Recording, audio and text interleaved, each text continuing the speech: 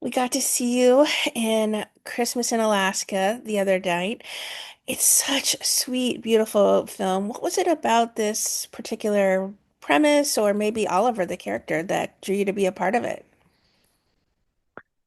Think with this one, what was interesting to me about it was all the different set pieces being set in Alaska. I knew like Edmonton, where we have our production company, where we shot this film, is the northernmost city in the world of its size, and so that's my home. And I grew up around plenty of snow, and while it wasn't Alaska, and I do feel like the film somewhat falls short in replicating Alaska, I Hmm. knew that we could be a very snowy, barren wasteland as per the script, and so I like the dog sledding. I like the ice fishing. I like the snowshoeing. There was just so many interesting outdoor activities. I was like, this will be fun to try to pull this off. So that was what really appealed to me about this script. How was then Oliver originally described to you? I mean, Oliver is not too much of a departure from a lot of characters I've played in these Christmas rom-coms. Um, but I do like the fish out of water trope. I like to play that because I think there's a lot of fun to be had when you put somebody in an uncomfortable position. I just always find that humorous, and I find it humorous to play, and I find joy in that. So just taking like this hoity-toity business suit man and placing him in the Alaskan wilderness and throwing snowshoes on him was humorous to me. So I like that idea.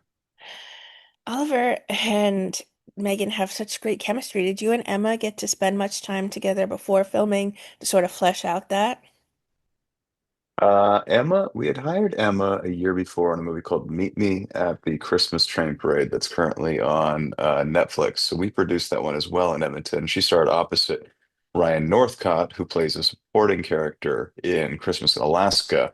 He plays my brother-in-law. And so we already knew that we loved working with Emma. We knew she was really cool and down to roll with the punches on a more difficult logistical movie like this, where we're going to be outside a lot, we're going to be cold.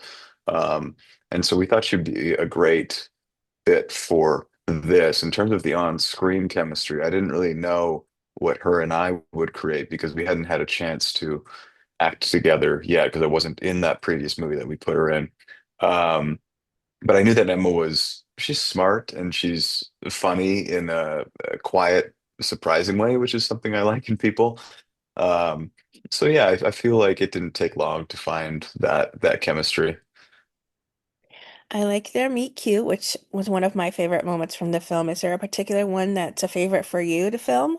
To have filmed, I should say. Or maybe one that you Favorite, liked went from page to screen.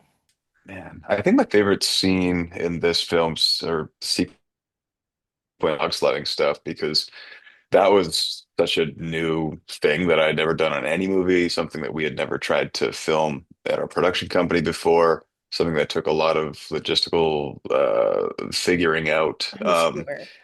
and a lot of convincing of the union that it would go fine, and then of convincing of the dog sled master guy that I could actually drive this thing without his assistance because he wanted to be on it, and we were like, "That's not good. That's going to kill the whole reason we came here because we can't film you." And these dogs were insane. They were like very much bred for dog sledding and not for chilling out and being cool. Um, so yeah, it was an intimidating process at first, but it became one of the most fun days and exhausting days I've ever had on set, and I think it made for some cool shots. We got some good drone footage of me and Emma and Essek cruising across the landscape, and so yeah, I think that one is one that I remember fondly. Talk about working with director Dylan Pierce. Dylan Pierce, he's a real jerk. No, Dylan's like my best friend, one of my best friends, and I mean, we started producing these movies together. The Northern Gateway Films is a company that I, and Andrew Sholichuk are partners in. And he directs all of our movies, and he and I have written movies together. Dylan's like my brother. So whenever we make movies together. It's always such a familial experience. His wife, Ashley Pierce, is one of our producers. She also stars in this movie as well. My wife, Allison Croker, is one of our producers. So it's just like a big family unit, and Dylan and I are kind of at the head of that when it comes to these particular films. And I don't know, it's the most fun I have making movies, and it's also the most frustrating at times because we do fight like brothers. So. Well, certainly the scenery plays a great role in this because you're supposed to be in Alaska. Where were some of your favorite places to shoot for this? Certainly you mentioned the dog sled location. Yeah. Well, we for this one, it was challenging in terms of all these different set pieces, the dog sledding, the ice fishing, the snowshoeing, the cold plunge, the skating. Like there's a lot of those in this one film. Um, but we actually rented one big property for this, and we kind of set our home base in the house, and we were able to capture almost all of it on this one property. And so I can't even remember what the question was, but yeah, it was nice to sort of Some be, of the scenery, the places you oh shot yeah, at. yeah. So yeah, it was just this one giant property outside of Edmonton that had trails and a frozen lake and a skating rink and like fields, and it just had so many of the things we needed, that we pulled the trigger on renting it, and it was a great decision because it really made for like a as challenging as this movie could have been in terms of bouncing around and being on different locations. It was somewhat easy because we were just based in one location. What is it about movies like Christmas in Alaska that really continues to make them such a draw for you? Um, I mean, well, first of all, our production company is based in Edmonton, so it's like kind of a winter wonderland to begin with. I mean, it's there's snow on the ground for 8 months of the year, so they're kind of low-hanging fruit for productions for us because it's much harder to shoot things in the summer because there's just less time. So there's that. On the other hand, there's just an insatiable appetite for this content. So my career has kind of led me in this direction because I'm highly employable in this space, I guess. So I've done just so many of these movies, both acting for other people's productions, making my own productions. Um, I don't know. I mean, honestly, if I'm being honest, it's the appetite is the number one thing, but also it's just fun to make them. They go quick. They're 3 weeks in and out. They're filled with joy on screen, so that bleeds off screen, and you just have a good time generally. What's next for you? Have you or the production company been working on some other on-screen projects? Yeah, we're actually kind of turning down a lot of Christmas movies right now because we are hoping to produce a much bigger film next year. Can't say too much about it yet, but Dylan and I wrote it. It's got a much bigger budget. It's a much different a very different kind of film. So we're trying to actively focus our efforts and resources and time into developing that one and just getting it done because we've been working on this film for about 5 years now. And so in the meantime, I think that our films that we produce will continue to air and hit the airwaves.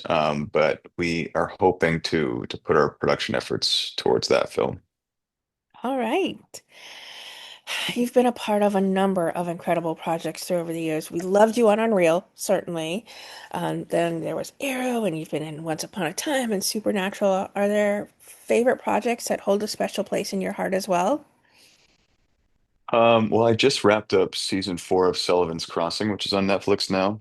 So I'll be joining that show in the new year when it airs. We Hey, spent the last 5 months shooting that in Halifax, and so that I play a character on that that is just it's been so fulfilling. I wasn't sure what to expect. I didn't know how deep they would want to go with this guy, but I think he just became such a well-rounded character, and I'm just so excited to see how the fans react to him. I'm excited to see how I react to what we did once I actually have a chance to watch it.